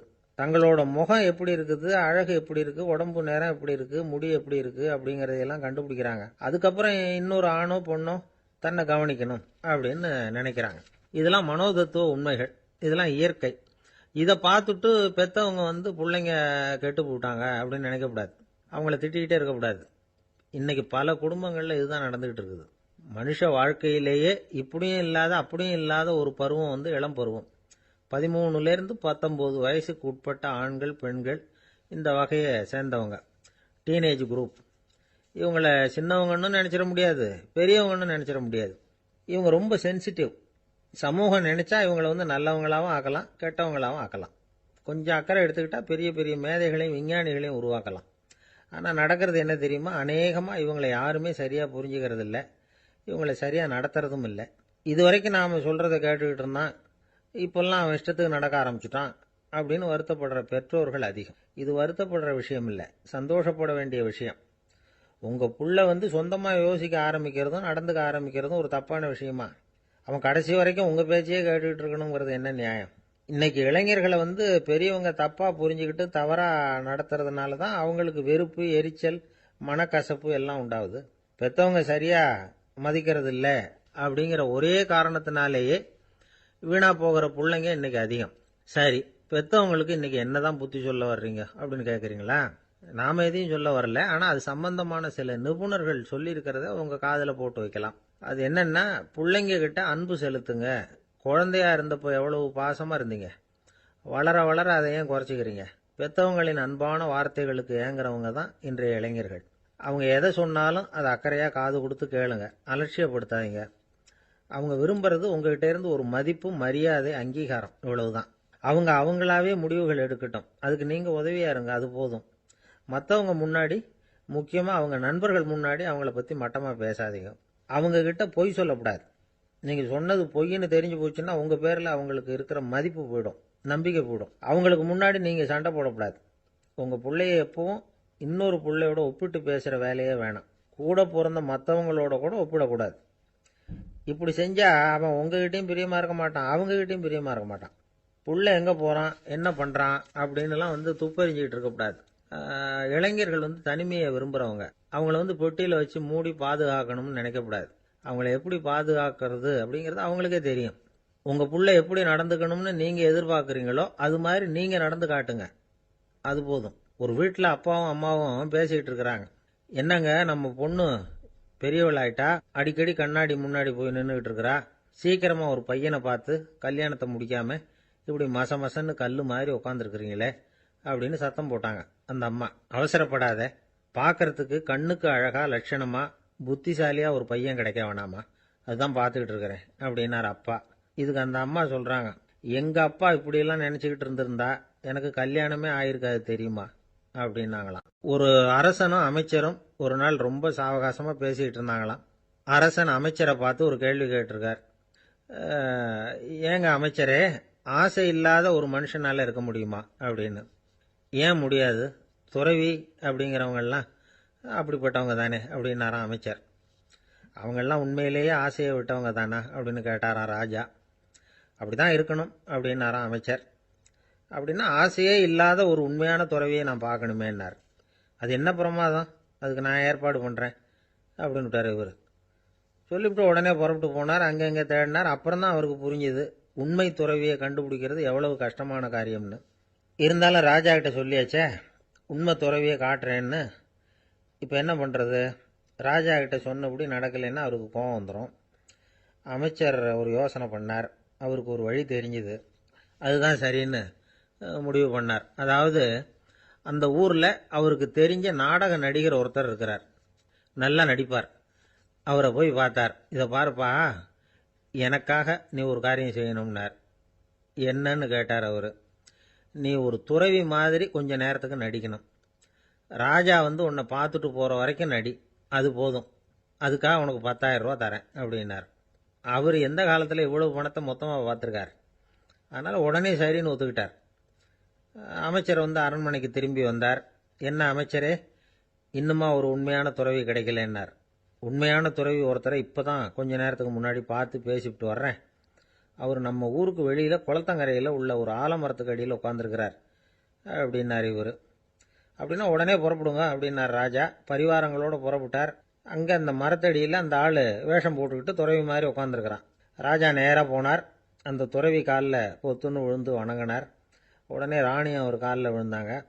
அடுத்தபடியாக அமைச்சர் விழுந்தார். அவருக்கு தெரியும் இது நம்ம ஆள் தான்னு. இருந்தாலும் என்ன பண்ணுறது, நேரம். அப்புறம் பரிவாரங்கள்லாம் துறவி காலில் விழுந்து ஆசீர்வாதம் வாங்கிட்டாங்க. ராஜா அப்புறமா தங்கத்தட்டில் பொண்ணையும் பொருளையும் வச்சு அந்த துறவிகிட்ட ரொம்ப பணிவாக நீட்டுறார். தாங்கள் தயவு பண்ணி இதை ஏற்றுக்கணும் அப்படின்னு வேண்டிக்கிட்டார். அந்த துறவி பற்றில்லாமல் அதை பார்த்தார். எல்லாத்தையும் திறந்துவிட்ட எனக்கு இதெல்லாம் எதுக்காக அப்படின்னு சொல்லி அதை மறுத்துட்டாராம். ஆஹா, உண்மையான துறவியை பார்த்துட்டோம் அப்படிங்கிற ஆனந்தம் அரசருக்கு. ரொம்ப நிம்மதியாக திருப்தியாக திரும்பி வந்தார் அரண்மனைக்கு. அதுக்கப்புறம் அமைச்சர் யாருக்கும் தெரியாமல் அந்த துறவிகிட்ட ஓடினார். சொன்ன பிரகாரம் பணத்தை நீட்டினார். இந்தப்பா, நான் உங்ககிட்ட சொன்னபடி 10,000 ரூபா பணம் எடுத்துக்கோ அப்படின்னார். அந்த ஆள் ராஜா கிட்ட சொன்னது மாதிரியே எல்லாத்தையும் திறந்துவிட்ட எனக்கு இதெல்லாம் எதுக்காக வேணாம் அப்படின்னு விட்டாராம். நடித்த வரைக்கும் போதும்ப்பா, இனிமேல் இந்த நாடக வசனம்லாம் வேணாம், வேஷத்தை கலைச்சிரு, பணத்தை வாங்கிக்கோன்னார். இல்லைங்க, இது வேஷம் இல்லை, இது வசனமும் இல்லை, இது உண்மை. கொஞ்ச நேரம் துறவி மாதிரி நடித்ததுக்கே இந்த தேசத்து ராஜா, ராணி, அமைச்சர், பரிவாரங்கள் எல்லாம் என் காலில் விழுந்து வணங்குறாங்க. அப்படின்னா உண்மையான துறவியாக இருக்கிறது எவ்வளவு பெருமையான விஷயம். நான் உண்மையான துறவியாக ஆக போகிறேன், அப்படி முடிவும் பண்ணிட்டேன் அப்படின்னார் அந்த நடிகர். வேஷம் கூட எப்படிப்பட்ட விளைவுகளை உண்டு பண்ணுது பார்த்தீங்களா. நம்மால் ஒருத்தன் ரொம்ப வசதியாக தான் இருந்தான். ஒரு நாள் அவன் சொத்து பூரா திருட்டு போயிட்டுது. அதுக்கப்புறம் இவன் துறவி மாதிரி ஆயிட்டான். ஊர் ஊராக சுற்றினான். ஒரு குருநாதரை தேடி கண்டுபிடிச்சான். அவர்கிட்ட சீடனாக சேர்ந்துக்கிட்டான். அவனை பார்த்து ஒருத்தர் கேட்டார், நீ உண்மையான சீடன் தானான்னு. இல்லைங்க, சீடன் மாதிரி நடிச்சுக்கிட்டு இருக்கிறேன் அப்படின்னா. அது குரு துரோகம் இல்லையா அப்படின்னு கேட்டார் அவர். இல்லைங்க, நான் பண்ணது குரு துரோகம் இல்லை, என் குரு பண்ணது தான் துரோகம். என்னுடைய பணத்தை கொள்ளையடிச்சது இவர் தான். அதை எங்கே வச்சிருக்காருன்னு கண்டுபிடிக்கிறதுக்காக தான் இவர்கிட்ட வந்து சீடனா சேர்ந்துருக்கிறேன் அப்படின்னா. அம்மாக்காரங்களுக்கு அடிக்கடி ஏற்படுற கவலை ஒன்று உண்டு. அதாவது குழந்தை சரியாக சாப்பிட மாட்டேங்குதே அப்படிங்கிற கவலை. இவங்கெல்லாம் ஒரு விஷயத்த நல்லா புரிஞ்சுக்கணும். குழந்தைகள்ங்கிறவங்க பெரியவங்க மாதிரி இல்லை. அவங்க கடிகாரத்தில் மணியை பார்த்துட்டு சாப்பிட்றதுக்கு உட்கார்ற ரகம் கிடையாது. பசிச்சா சாப்பிடுவாங்க, இல்லைன்னா விளையாடுவாங்க அல்லது தூங்குவாங்க. அது புரியாமல் அவங்கள கட்டாயப்படுத்தி அல்லது மிரட்டி சாப்பிட வைக்கிறது ரொம்ப தப்பு. ஒரு 8 மாத குழந்தைக்கு 3 மணி நேரத்துக்கு ஒரு தடவை பசிக்கும். அந்த நேரம் பார்த்து சாப்பாடு கொடுத்தா அடம் பண்ணாமல் அது பாட்டுக்கு சாப்பிட்றோம். அதே குழந்தைக்கு 1 வயசு ஆகிறப்போ 4 மணி நேரத்துக்கு ஒரு தடவை பசிக்கும். இந்த வயசில் இயற்கையாகவே வந்து பசி வந்து குறைஞ்சிருக்கும். அது புரியாமல் என் குழந்தை முன்னாடி மாதிரி இப்போ சரியாக சாப்பிட மாட்டேங்கிறான் அப்படின்னு சில பேர் டாக்டர்கிட்ட போய் சொல்லிக்கிட்டு இருப்பாங்க. இன்னொரு விஷயம், ஒரு குழந்தைக்கு வயசு அதிகமாகிற வேகத்துக்கு உடம்பு எடையும் அதிகமாகிக்கிட்டே போகாது. உடம்பு எடை வந்து அதிகமாகிற வேகம் குறைஞ்சிக்கிட்டே வரும். 6 மாத குழந்தைக்கு ஒரு வாரத்தில் 150 கிராம் எடை கூடும். ஒரு வயசில் வாரத்துக்கு 71 கிராம் எடை கூடும். இது புரியாமல் அதிகமாக சாப்பாட்டை கொடுத்து குழந்தைய கஷ்டப்படுத்தக்கூடாது. ஏன்னா அளவுக்கு மீறின உணவு வந்து அஜீரணத்தை வந்து உண்டு பண்ணிவிடும். குழந்தைக்கு ஒரு தட்டில் கொஞ்சமாக ஆகாரத்தை வச்சு கொண்டுகிட்டு போய் கொடுக்கணும். மலை மாதிரி குவிச்சு வச்சா அதை பார்த்ததுமே பசி அடங்கி போயிடும். அடித்து மிரட்டி பயமுறுத்தி குழந்தைய சாப்பிட வைக்கிற பழக்கம் இருக்குது பாருங்கள், அதுக்கு வந்து ஃபுட் ஃபோர்ஸிங் அப்படின்னு பேர். இப்படி பண்ணினா குழந்தைக்கு சாப்பாட்டில் விருப்பம் குறைஞ்சிரும், அதை கண்டாவே வெறுக்க ஆரம்பிச்சிடும். அது மாதிரி உளம் சார்ந்த பசி குறைவு, சைக்கோஜெனிக் அனோரெக்சியா, அது ஏற்படுமா. சாப்பாடுங்கிறதே ஒரு தண்டனை மாதிரி தோணும். குழந்தைகளுக்கு பிடிச்ச மாதிரியான ஆகாரத்தை கொடுக்கணும். சத்து அதிகம் இருக்குங்கிறதுக்காக அதுக்கு பிடிக்காத ஆகாரத்தை கொடுத்து கட்டாயப்படுத்தக்கூடாது. குழந்தைகளுக்கு 2 வயசு ஆகிறப்போ இயற்கையாகவே வந்து எதிர்மறை குணம் உண்டாகும். அதாவது அந்த எதிர்மறையாக பேசுறது. இது மாதிரி சமயங்களில் நாம் என்ன சொல்கிறோமோ அதுக்கு நேர்மாறாக நடந்துக்கும். ஏட்டிக்கு போட்டி. சாப்பிட சொன்னால் விளையாட போவோம், விளையாட சொன்னால் சாப்பாடு கேட்கும். இதை புரிஞ்சுக்கிட்டு நடந்துக்கணும். குழந்தை சொன்ன பேச்சை கேட்கலேன்னு கோவப்படக்கூடாது. குழந்தை வளர வளர பிடிவாத குணம் வர்றது சகஜம். கேட்டதை வாங்கி கொடுத்தாதான் சாப்பிடுவேன் அப்படின்னு பிடிவாதம் பண்ணும். வாங்கி கொடுத்துடுறது தான் உத்தமம். நீங்களும் அதுக்கிட்ட பிடிவாதம் பண்ணிகிட்டு இருக்கக்கூடாது. ஏன்னா கேட்டது கிடைக்கலையேங்கிற ஏமாற்றம் கூட குழந்தையோட பசியை குறைச்சிரும். கேட்டது கிடைச்சுட்டா பசி அதிகமாகும். கொடுத்ததை மலமலன்னு சாப்பிட்றோம். குழந்தைகளுக்கு வந்து கண்ட நேரத்தில் சாப்பிட்றதுக்கு எதையாவது வாங்கி கொடுத்துக்கிட்டு இருந்தால் சாப்பாட்டு நேரத்தில் சாப்பிடாம அடம் பண்ண ஆரம்பிச்சிடும். பள்ளிக்கூடம் போகிற பிள்ளைங்க காலை உணவை சரியாக சாப்பிட மாட்டாங்க. அச்சம், அவசரம், பரபரப்பு இதெல்லாம் தான் காரணம். பள்ளிக்கு புறப்படுறதுக்கு ஒரு 3/4 மணி நேரத்துக்கு முன்னாடியே சாப்பாடு போட்டுருங்க, அது சரியாக போடும். படிக்கிற குழந்தைகள் உடல் சோர்வு, மனச்சோர்வு இது காரணமாக கூட சாப்பிட மறுக்கிறது உண்டு. இப்போ உதாரணமாக சாயந்தரம் விளையாடி விட்டு வீட்டுக்கு வந்ததும் சாப்பிட சொன்னால் வேணாம்பாங்க. இது உடல் சோர்வு. ரொம்ப நேரம் வீட்டு பாடங்களை செஞ்சு முடித்த கையோடு சாப்பிட சொன்னாலும் அவங்களால சரியாக சாப்பிட முடியாது. இது உளச்சோர்வு, அதாவது மனச்சோர்வு. இதை தவிர குழந்தைகளுக்கு உடல் நலக்குறைவு ஏற்பட்டால் கூட சாப்பிட மறுக்கிறது உண்டு. சில மருந்து மாத்திரைகள் கூட பசியை குறைச்சிரும். அதனால் சரியாக தெரிஞ்சுக்கிட்டு குழந்தைகளை வந்து சாப்பிட வைக்கணும். அது புரியாமல் கையில் சாப்பாட்டு தட்டை வச்சுக்கிட்டு குழந்தைகளை வந்து விரட்டிக்கிட்டு அலையக்கூடாது. ஒரு சின்ன பையன் சொன்னான், எங்கள் அம்மா சாப்பாடு போடுறது தெரிஞ்சால் நான் உடனே வீட்டை விட்டு வெளியில் ஓடி போடுவேன் அப்படின்னா. ஏன் அப்படி பண்ணுறேன்னு கேட்டோம். எங்கள் அப்பா கூட அது மாதிரி தான் சார் பண்ணுவார் அப்படிங்கிறான். ஒரு ஆள் இருந்தான், நிறைய பணம் சம்பாதிச்சான். ஆனால் செலவு பண்ண மனசு வரல, கருமி. அவன் என்ன பண்ணான், சேர்த்த பணம் பூராவையும் ஒரு மரத்தடியில் புதைச்சி வச்சுருந்தான். வாரத்துக்கு ஒரு தடவை அந்த மரத்தடிக்கு வருவான். புதைச்ச இடத்த ஆவலோடு பார்த்துக்கிட்டு இருப்பான். அதுக்கப்புறம் போயிடுவான். அவ்வளவுதான். ஒரு நாள் ஒரு திருடன் வந்தான். இவன் புதைச்சி வச்சுருந்ததெல்லாம் எடுத்துகிட்டு போட்டான். இது தெரிஞ்சு போச்சு. அந்த கருமி புலம்ப ஆரம்பிச்சிட்டான். இவன் புலம்பலை கேட்டதும் அக்கம் பக்கத்தில் இருந்தவங்கெல்லாம் ஓடி வந்தாங்க. என்ன விஷயம்னு விசாரித்தாங்க. இவன் சொன்னான். ஒரு பெரியவர் கேட்டார், ஏப்பா வாரம் வந்து இந்த இடத்த பார்க்கறதாக சொன்னியே, எப்போவாவது இதில் இருக்கிற பணத்தை எடுத்து செலவு பண்ணியிருக்கியா அப்படின்னு கேட்டார். நான் அப்பப்போ வந்து அதை பார்க்கறது தான் வழக்கம், அதை தொட்டதே இல்லைன்னு அவன். சரி அப்படின்னா இப்போவும் நீ அதே மாதிரி வாரம் ஒரு தடவை வந்து இந்த இடத்த பார்த்துட்டு போகலாமே அப்படின்னாராம் அந்த பெரியவர். அதுவும் சரிதானே. எவ்வளவு காலமானாலும் அவன் அந்த பணத்தை எடுத்து செலவு பண்ண போறதில்ல. அப்படி இருக்கிறப்ப உள்ளே பணம் இருந்தாலும் ஒண்ணுதான், இல்லாம போனாலும் ஒண்ணுதான். இதுல இருந்து என்ன புரியுதுன்னா, ஒருத்தர்கிட்ட இருக்கிற பணத்தை கொண்டு அவர் பணக்காரரா ஏழையா அப்படின்னு முடிவு செய்யறது சரியில்லை. அந்த செல்வத்தை அனுபவிக்கிற திறன், பயன்படுத்துகிற திறன், அதை வச்சு தான் அவர் ஏழையா பணக்காரரா அப்படிங்கிறத நிர்ணயம் பண்ணணும். அதுதான் சரி. செலவு பண்ண தெரியாதவன் சேகரம் பண்ணிகிட்டே இருக்கிறதுனால என்ன பிரயோஜனம்? தலைமுடியே இல்லாதவன் தாராளமாக சீப்புகளை வாங்கி சேகரம் பண்ணுறது மாதிரி தானே இது. சில சமயம் செலவு பண்ண நாம தயாராக இருந்தால் கூட அந்த செல்வம் நமக்கு பயன்படுறதில்ல. அரேபியாவில் ஒரு நகை வியாபாரி விலை உயர்ந்த முத்துக்களை எல்லாம் அவர் வச்சு வியாபாரம் பண்ணிட்டு இருந்தார். அவர் ஒரு சமயம் ஒரு பாலைவனம் வழியா போயிட்டு இருக்கிறார் ஒட்டகத்துல. அப்போ திடீர்னு கடுமையான புயல் வீச ஆரம்பிச்சுட்டுது. திசை தவறி இவர் எங்கேயோ வந்துட்டார். கூட வந்தவங்களையும் காணல, எங்க போனாங்களோ தெரியல. இவர் ரொம்ப பயந்து போய் அங்கே எங்கேயுமா அலைஞ்சு திரியிறார். வழியே தெரியல. பசி கடுமையாயிட்டுது. ஒட்டகத்து முதுகுல ஒரு மூட்டை இருந்தது. அதை பிரிச்சு பார்த்தார். உள்ள ஏதாவது இருக்கான்னு தேடி பார்க்கறார். அது வரைக்கும் கண்ணில் தட்டுப்படாத அபூர்வமான ஒரு பை கண்ணில் பட்டுது. ஆஹா, அதில் ஏதாவது சாப்பிட்றதுக்கு இருக்கும் அப்படின்னு நினச்சி ஆவலாக அதை பிரித்து பார்க்குறார். அந்த பையில் விலை உயர்ந்த முத்துக்கள் நிறைய இருந்துதான்.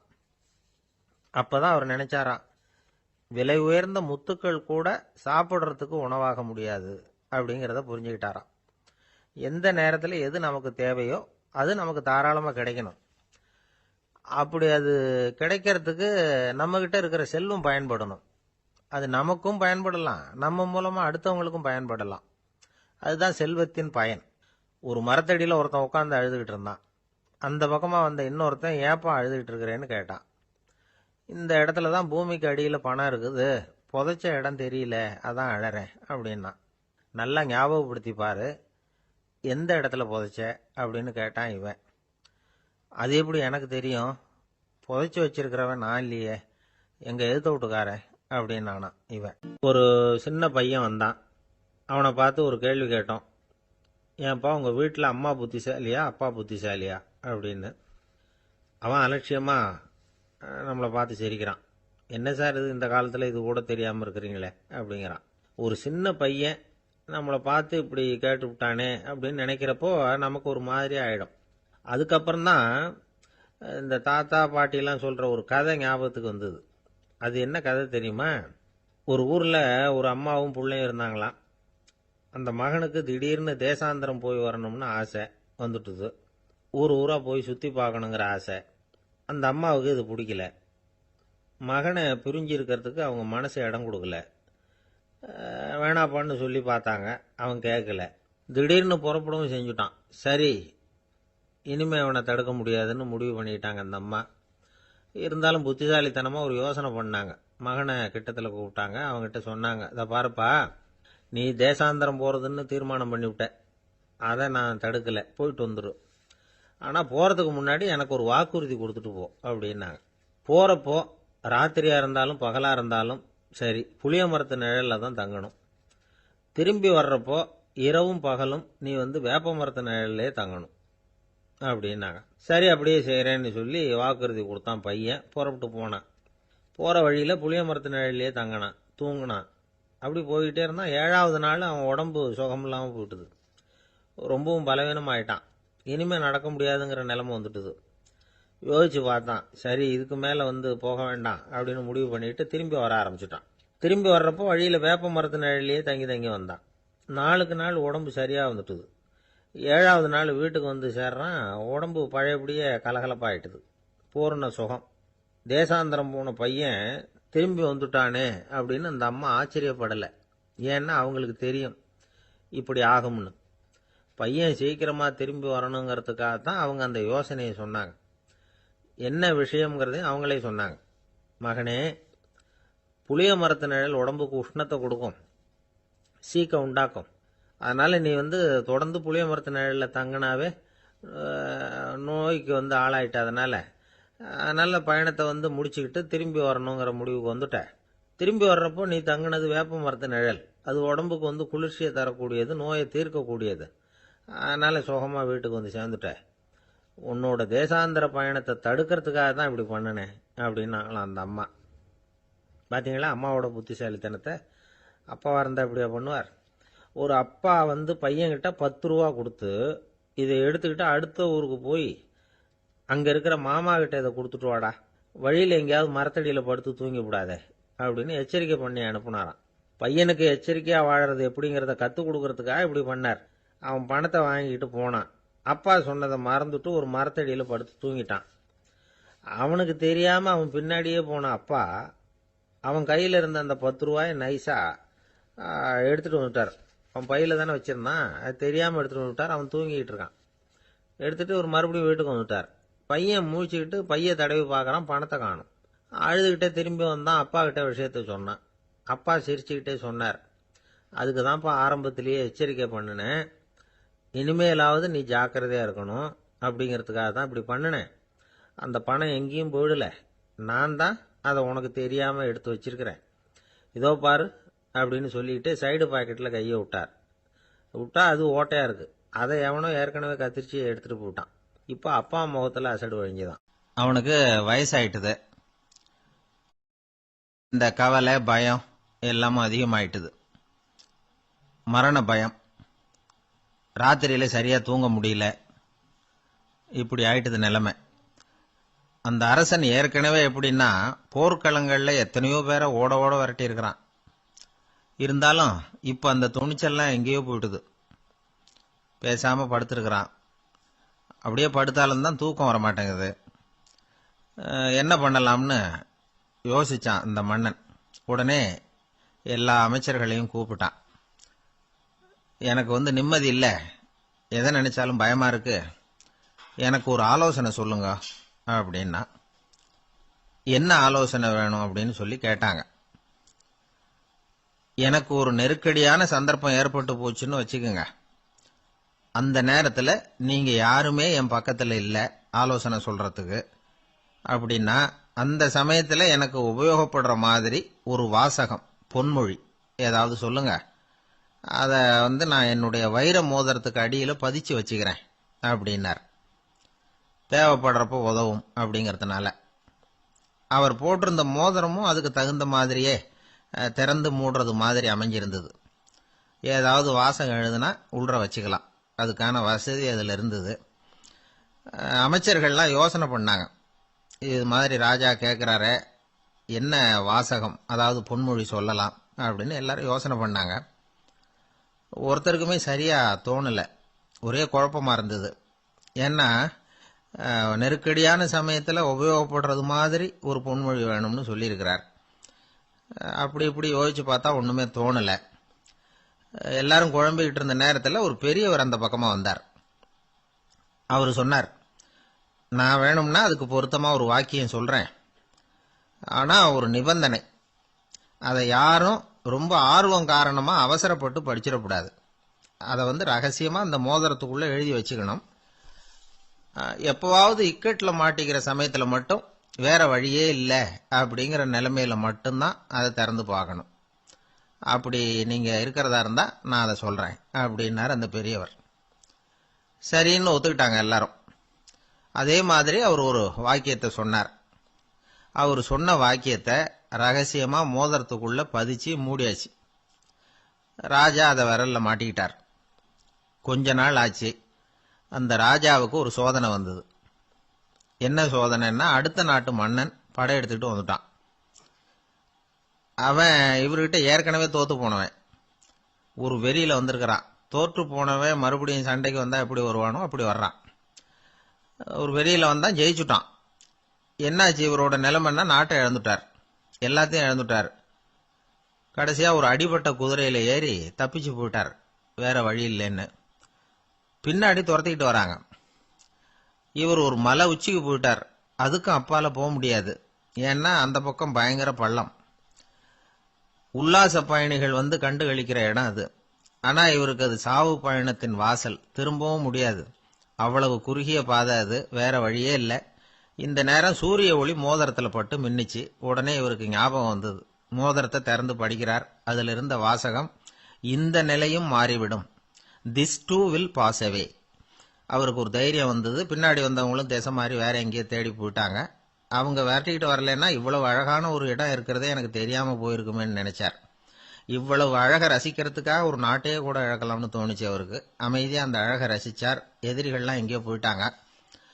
மன்னர் நாடு திரும்பினார். மறுபடியும் படைகளை திரட்டினார். கொஞ்ச நாள்ல படை எடுத்துக்கிட்டு போனார். யாருகிட்ட தோத்து போனாரோ அவரையே வெற்றி கண்டு திரும்பி வர்றார்.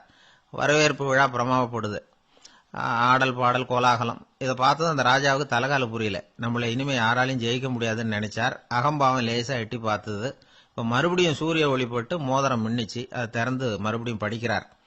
இந்த நிலைமையும் மாறிவிடும். This too will pass away. அவ்வளவுதான். அவர் மனசு அடங்க ஆரம்பிச்சுட்டுது. ஆணவம் போயிட்டுது. இதுல இருந்து நாம தெரிஞ்சுக்க வேண்டியது என்னன்னா, எந்த சூழ்நிலையிலையும் நாம கவலைப்பட வேண்டியதில்லை. ஏன்னா இங்க எதுவுமே நிரந்தரம் இல்லை. அந்த ராஜா மாதிரியே நம்ம ஆளு ஒருத்தன் ஒரு மோதிரம் போட்டிருந்தான். அதுக்குள்ள அவன் எழுதி வச்சிருந்த வாசகம் எதுக்கும் கவலைப்படாதே அப்படிங்கிறது தான். ஒரு நாள் பயங்கரமான கவலையோட உட்காந்துருந்தான். பக்கத்துல இருந்தவங்க சொன்னாங்க, இது மாதிரி சந்தர்ப்பத்துல தான் நீ உன் மோதிரத்தை திறந்து பார்க்கணும்னாங்க. இவனுக்கு கவலையோட எரிச்சலும் சேர்ந்துக்கிட்டது. அது எப்படி முடியும்? இப்ப திருட்டு போனது என்னோட அந்த மோதிரம் தானே அப்படின்னு சொல்லிவிட்டு தலையில கை வச்சுட்டு உட்காந்துட்டான். இப்படிலாம் சொல்றது உண்டு. இருந்தாலும் நாம எந்த சூழ்நிலையிலையும் கவலைப்பட வேண்டியதில்லை அப்படிங்கிற உண்மையை புரிஞ்சுக்கணும். அப்படி கவலைய வெல்றதுக்கான வழி தெரிஞ்சுட்டதுன்னா வாழ்க்கையில வெற்றி நிச்சயம். ஆளை கண்டா ஏன் இப்படி முகத்தை திருப்பிக்கிட்டு வர்றீங்க அப்படின்னு கேட்டார் ஒருத்தர் நண்பர்கிட்ட. எலெக்ஷன்ல அவன் எதிர்த்து நின்னவன் சார், என்ன அவங்ககிட்ட நமக்கு என்ன பேச்சுவார்த்தை அப்படின்னாராம் ரொம்ப கோபமா இவர். சரி, அந்த ஆள் யாருன்னு கேட்டேன். என் கூட பிறந்த தம்பி தான் சார் அப்படின்னார் அந்த கோபம் குறையாமல். அதாவது நம்ம ஊர் நிலவரம் இப்படி. அதாவது அண்ணனும் தம்பியும் எதிர்த்து நிப்பாங்க தேர்தல்ல. ஒருத்தர் கண்டா பேசிக்கிறது இல்ல. ஆனா இங்கிலாந்துல எப்படி தெரியுமா? அங்க ஒரே மேடையில போட்டி போடுற 2 வேட்பாளர்களும் பேசுவாங்களாம், பட்டிமன்றம் மாதிரி. ஒருத்தர் முதல்ல எழுந்திருப்பார், நான் இந்த தேர்தலில் வெற்றி பெற்றால் என்னென்ன செய்வேன் அப்படின்னு சொல்லிவிட்டு உட்காருவார். அதுக்கப்புறம் அடுத்தவர் எழுந்திருப்பார். அவர் சொல்லுவார், நான் வெற்றி பெற்றா இந்த மக்களுக்கு என்னென்ன செய்வேன், இந்த நாட்டுக்கு என்னென்ன செய்வேன் அப்படிங்கறத சொல்லிவிட்டு உட்காருவார். 2 பேரும் ஒரே மேடையில பேசுவாங்க. மக்கள் 2 பேர் பேச்சையும் கேட்டுக்கிட்டு ஒரு முடிவுக்கு வருவாங்க. இதுதான் அங்க உள்ள பழக்கம். இங்க அப்படி இல்ல. இங்க ஒருத்தர் பார்த்தாவே முகத்தை திருப்பிக்கிறது. ஒரு தடவை இது மாதிரி ஒரு கூட்டம் நடந்துகிட்டு இருக்கு அங்க வெளிநாட்டுல தான். நேரத்துக்கு சரியா ஒரு வேட்பாளர் வந்து சேரல. இது இங்கிலாந்துல நடந்த நிகழ்ச்சி. அப்புறம் என்னாச்சுன்னா, ஒருத்தர் வந்துட்டாரு, இன்னொருத்தர் வந்து சேரல. அப்புறம் உடனே அந்த ஒருத்தர் வந்தவர் பேச ஆரம்பிச்சிட்டார். அதாவது அந்த இன்னொருத்தர் சார்பாவே பேசிட்டாராம். அதாவது அவர் வரல, நான் அவரு சார்பா நான் பேசிடுறேன். அதாவது அவர் ஜெயிச்சுட்டா அவர் என்னென்ன செய்வார் இந்த நாட்டுக்கு அப்படின்னு சொல்லி அவர் பக்கத்துல உள்ள நியாயத்தை எடுத்து இவரே சொல்லிட்டாராம். இப்படிலாம் அங்க நடந்துதான். இது எப்பேற்பட்ட தேர்தல் பண்பாடு பாருங்க. அதனால இன்னொரு விஷயம், இப்ப இங்கிலாந்துல எல்லாம் ஓட்டு கேட்கறப்ப வெற்றியா தோல்வியாங்கிறத ஓரளவுக்கு யூகிச்சுடலாமா. இப்போ ஒரு வேட்பாளர் ஒரு வீட்டுக்கு முன்னாடி போய் நின்று எனக்கு ஓட்டு போடுங்கன்னு கேட்கறாருன்னு வச்சுங்களேன். அதுக்கு என்ன பார்த்து செய்யறோம், போயிட்டு வாங்க அப்படின்னு சில வீடுகள்ல வாசல்ல நின்னே சொல்லி அனுப்பிச்சிருவாங்களாம். வேற சில வீடுகள்ல எப்படின்னா வேட்பாளரை வீட்டுக்குள்ள கூப்பிட்டு காபி சாப்பிட சொல்லி உபசரிச்சு அதுக்கப்புறம் அனுப்பி வைக்கிறது வழக்கமா. இதுல எந்த வீட்டு ஓட்டு நிச்சயம் தெரியுமா? வாசல்ல நின்னே வழி அனுப்பி வச்சுடுறாங்க பாருங்க, அவங்க ஓட்டு நிச்சயம். உள்ள கூப்பிட்டு காப்பி கொடுத்து அனுப்புறாங்க பாருங்க, அவங்க ஓட்டு நிச்சயம் இல்லையா. சரி, அப்புறம் ஏன் அந்த உபசரிப்பு அப்படின்னு கேட்டா அதுக்கு ஒரு காரணத்தை சொல்றாங்க. அதாவது அது ஒரு அனுதாபத்தை தெரிவிக்கிற முறையா. ஐயோ பாவம், நாம இவருக்கு ஓட்டு தான் போட போறதில்ல, இதையாவது செய்வோம், காப்பியாவது சாப்பிட்டு போகட்டும் அப்படிங்கிற எண்ணமா. இப்படி அந்த ஒரு பழக்கம். ஆக அந்த ஊர்ல நிறைய காபி சாப்பிடணும்னு ஒருத்தர் ஆசைப்பட்டா தேர்தலில் தோத்து போறதுக்கு தயாரா இருக்கணும். ஒரு சமயம் ஒரு ஊர்ல தேர்தல் நடந்துதான். ஒரு தொகுதியில நின்று தோத்து போன ஒருத்தர் கையில ஒரு துப்பாக்கியோட ஊருக்குள்ள சுத்திக்கிட்டு இருந்தாராம். ஒரு போலீஸ்காரர் அவரை பார்த்துட்டு சந்தேகப்பட்டிருக்கார். அதனால அவரை தடுத்து நிறுத்தி, என்ன இது துப்பாக்கியோட சுத்துறீங்களேன்னு விசாரிச்சிருக்கார். இதுக்கு அவர் சொன்னாராம், சார், இந்த தொகுதியில மொத்தம் 1,00,000 வாக்காளர்கள், அதுல எனக்கு 10,000 பேர் மட்டும்தான் எனக்கு ஓட்டு போட்டிருக்கிறாங்க. அப்படின்னா எனக்கு வேண்டாதவங்க இந்த தொகுதியில 90,000 பேர் இருக்கிறாங்கன்னு அர்த்தம். இப்படி ஒரு சூழ்நிலையில நான் என்னுடைய பாதுகாப்புக்கு ஆயுதம் இல்லாம நடமாடலாமா அப்படின்னு கேட்டாராம். எவ்வளவு எச்சரிக்கை பாருங்க. நம்ம ஊர்ல சில பேர் ஓட்டு கேட்கிற விதமே தனி. ஒருத்தர் ரொம்ப சாமர்த்தியமா ஓட்டு கேட்பாராம். அவர் எப்படின்னா, ஒரு வீட்டுக்கு போறாருன்னு வச்சுங்களேன், அந்த நேரம் அந்த வீட்டுக்காரரு என்ன செஞ்சுக்கிட்டு இருக்கிறாரோ அதே வேலையை இவரும் கொஞ்ச நேரம் செய்வாராம், அவருக்கு ஒத்தாசையா. அதுக்கப்புறம் மெதுவா பேச்சு கொடுப்பார், ஓட்டு கேட்பார், இது மாதிரி எலெக்ஷன்ல நிக்கிறேன் கவனிக்கணும்னு. அது மாதிரி ஒரு தடவை அவர் போனப்ப அங்க அவர் என்ன பண்ணிட்டு இருக்காரு,